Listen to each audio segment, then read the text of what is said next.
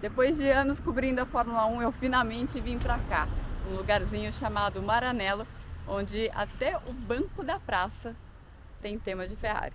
Maranello é pequenininha, então para chegar lá de transporte público, você vai precisar primeiro ir até Modena de trem e depois de ônibus até Maranello. Outra opção é o transporte oferecido no Museu Enzo Ferrari em Modena. Esse museu de Modena, ele é menorzinho, ele tem desde Ferraris de competição até carros atuais e um foco grande nos motores, desde os V12 queridinhos do Enzo Ferrari até os híbridos da Fórmula 1 moderna. Foi legal ver lá um grupo de adolescentes fazendo o estudo do meio com a escola, o que me lembrou dos meus estudos do meio. Eu lembro de ir para Salesópolis beber a água da nascente do Rio Tietê, o que foi muito legal, eu lembro até hoje, mas eu fico pensando no que significa para essa região da Itália, para eles continuarem a ser o vale do automobilismo como são há tantos anos. Inclusive a Universidade de Bolonha, que fica ali pertinho, sempre deu vários engenheiros para a Fórmula 1. Mas o museu mais legal é o de Maranello. Lá tem tudo o de melhor da Ferrari. Pensa num carro clássico, num carro antigo, num carro mais recente da Ferrari, num carro de competição, um carro de Fórmula 1, tem lá. Quanto será que vale essa salinha aqui? A SF90 Stradale. Linda.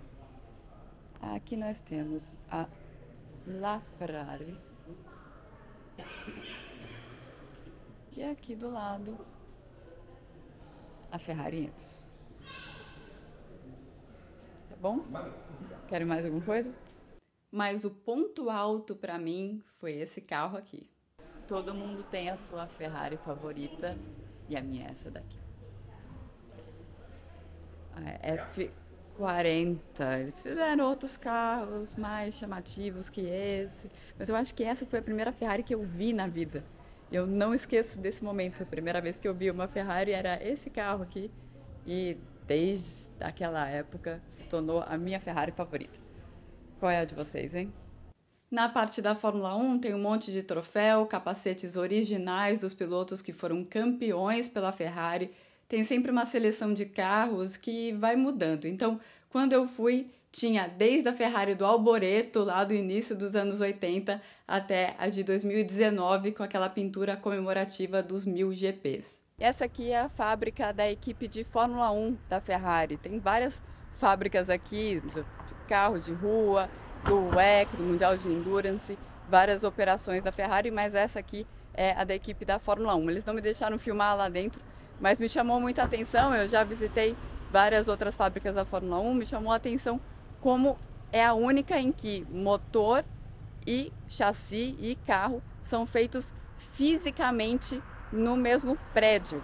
Então mesmo a Mercedes, o motor é em uma cidade e o carro é em outra cidade, a Alpine, o motor é em um país e o carro é em outro país, são fisicamente feitos em lugares diferentes. E aqui dentro do mesmo prédio é só dividido, tem uma simples divisória no meio, mas é toda uma área aberta em que motor e carros estão sendo projetados. Então no andar são os engenheiros trabalhando, no outro andar é onde está sendo montado o motor e o carro, e sempre todo mundo trabalhando junto.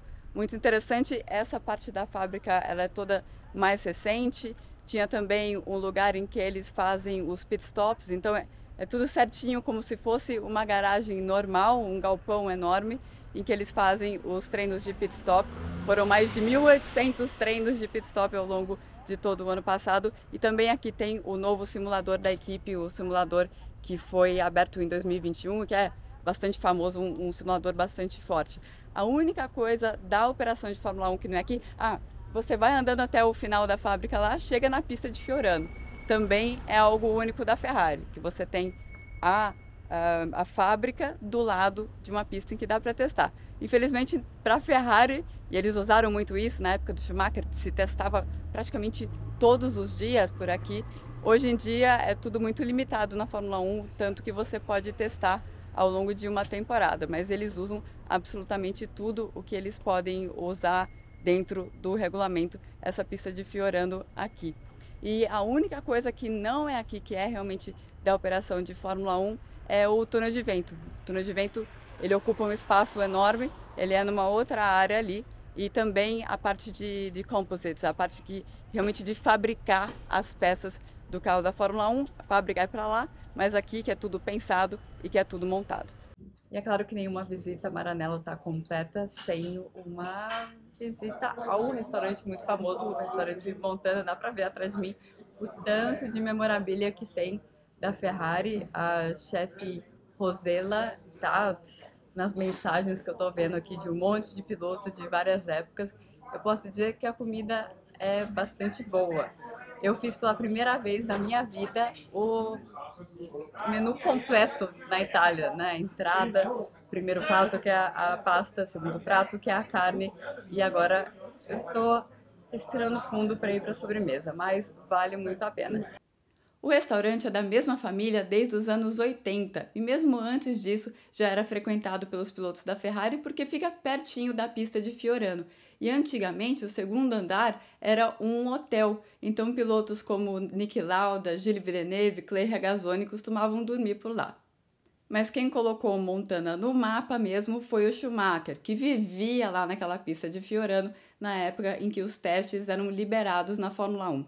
Na noite anterior ao primeiro lançamento do Schumacher na Ferrari, em 96, ele foi comer lá e adorou a comida da Mama Rosella. E ela adorou ele também. O curioso é que essa relação deles começou com ela sem falar inglês, até hoje ela não fala, e ele sem falar italiano.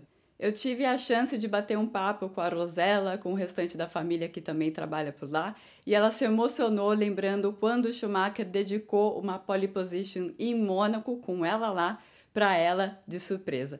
Ela explicou também que ela meio que adotou o Schumacher porque pensou, poderia ser meu filho, chegando num país diferente, sem falar a língua, e eu gostaria que alguém tomasse conta dele lá. Então, eu vou tomar conta dele como se fosse o meu filho. Ela contou também que antes de começar a falar italiano, o Schumacher percebeu que era muito importante entender os sinais também para se comunicar com os mecânicos dele. E ele também entendeu que era importante ele saber um pouco da vida de cada um. Então ele chegava no box perguntando como está seu filho, sabia o nome dos filhos de todo mundo, e isso fez bastante diferença na relação dele com todo mundo lá dentro da Ferrari. O Leclerc e o Sainz, eles mantêm essa tradição dos pilotos da Ferrari irem lá ao Montana, inclusive eles vão sem avisar. A Rosella contou que a última vez que o Leclerc esteve por lá, ele apareceu, não tinha mesa para ele, ela geralmente deixa os pilotos num cantinho para eles terem mais privacidade, só tinha uma mesa lá na frente, ele falou, não, tudo bem, eu como aqui mesmo, não tem problema nenhum. Quem sabe você não tem a sorte de encontrar um dos pilotos da Ferrari por lá, inclusive pode ser que o Lewis Hamilton apareça lá a partir do ano que vem.